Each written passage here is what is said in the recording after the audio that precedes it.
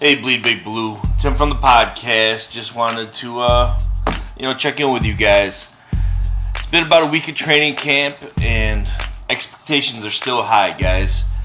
But for us to take that next step and be a Super Bowl caliber team, we need some players to make a jump. And I really think these 5 players that I'm going to discuss right now, and hopefully more, are going to make that big jump this year as far as talent, elevate their games to another level.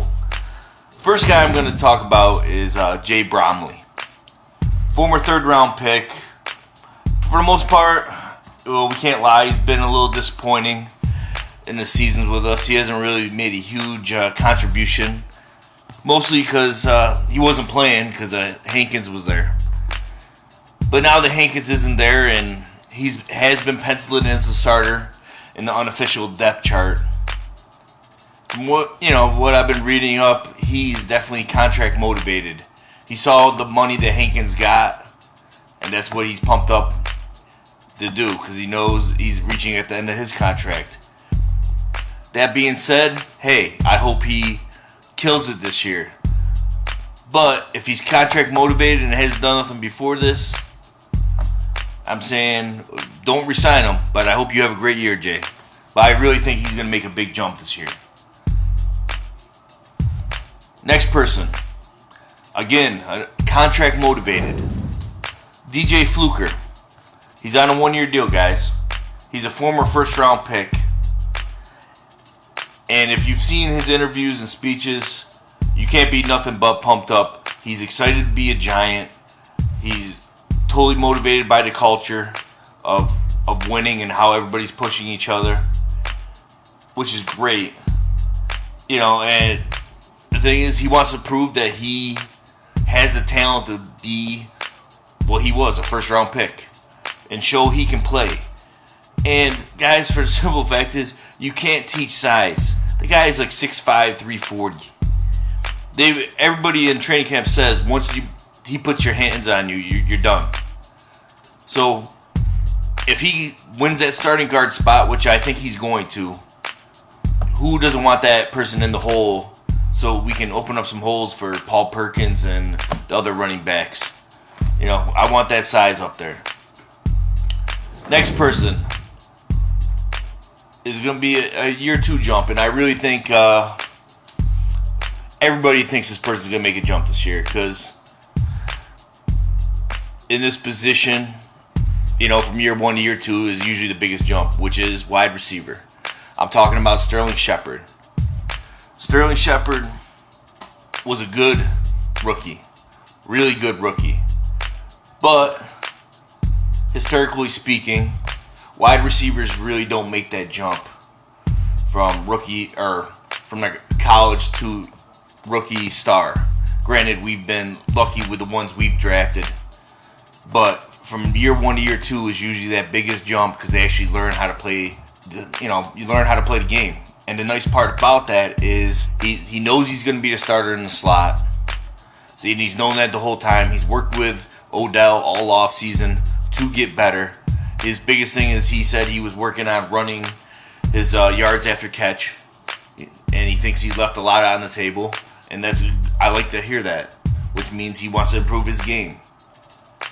And the simple fact is, guys, the matchups he's going to have, as long as everybody stays healthy, Sterling Shepard should be able to take advantage of a lot of mismatches, which is going to get his stats higher.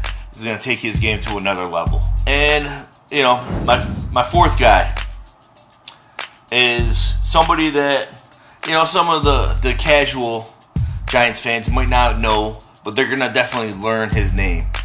B.J. Goodson, our draft pick last year, middle linebacker out of Clemson. He's going to be the starting middle linebacker this year. And the nice part about it, guys, he's a natural leader. Physical player. He's the kind of player that most Giants fans like. And, we know he's a run stuffer. My biggest question is, I hope he's not a hindrance on pass coverage.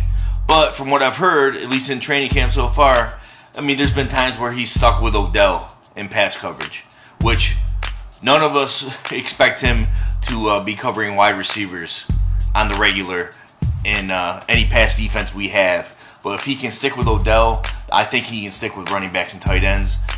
And they said he's doing a good job with the play calling and calling people out and knowing where people are supposed to go, because that's going to be his job as middle linebacker. I'm hearing good things. So it's going to be a huge jump from year 1 to year 2, because he barely played in his rookie year. And now he's going to go to a starter. So there's no way he's not going to play better than he did last year.